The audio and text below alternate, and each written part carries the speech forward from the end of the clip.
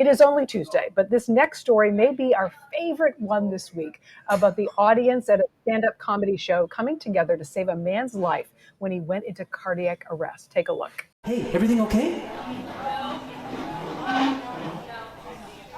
Oh no. Oh no. Is there a medic in the house at all?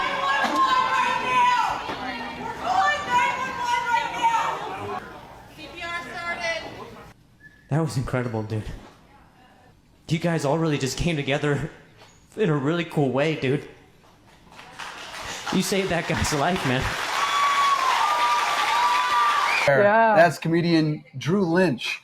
The unseen man, by the way, was saved and is recovering. The video is from a September 12th stand-up show in Spokane, Washington. It's been viewed on Drew's Facebook page 16 million times and counting. And we are happy to have Drew Lynch on the show with us. Drew, I was waiting with bated breath to figure out what was going to happen.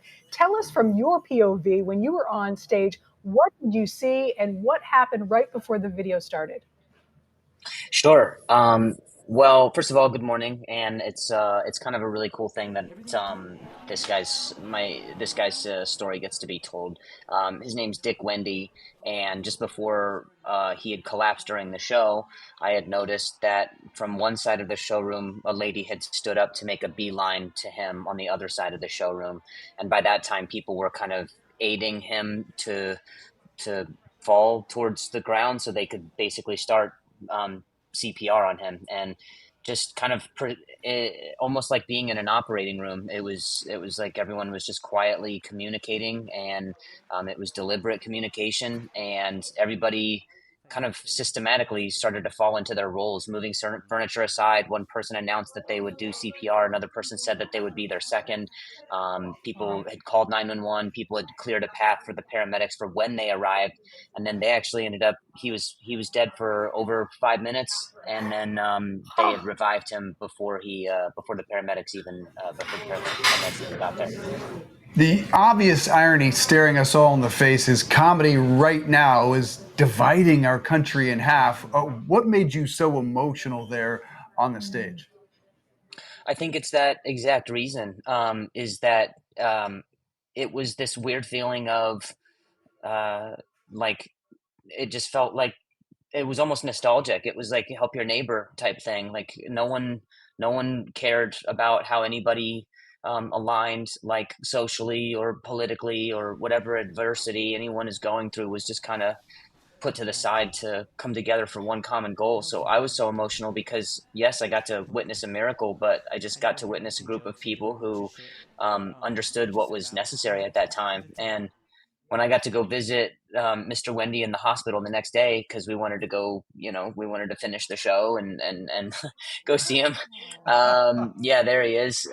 We got to spend just a few hours in the hospital with him and his family. And he's donated his time for over 50 years being a speech therapist. So he's been like just a person of service for over 5 decades. So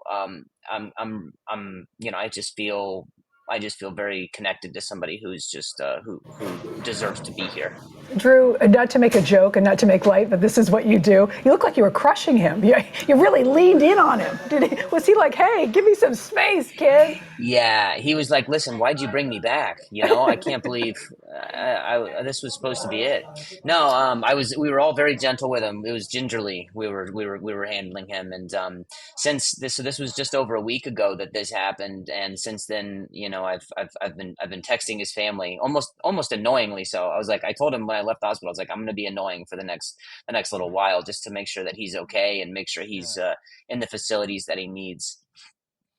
Drew, I'm heartened by the fact that the audience came together. I'm also heartened by the fact that there are 16 million views on this because you know as well as I do, it seems like the algorithm leads us all to rage Negativity. content. Yes. And it makes me so happy to see that this was so content. well received. What does that tell you?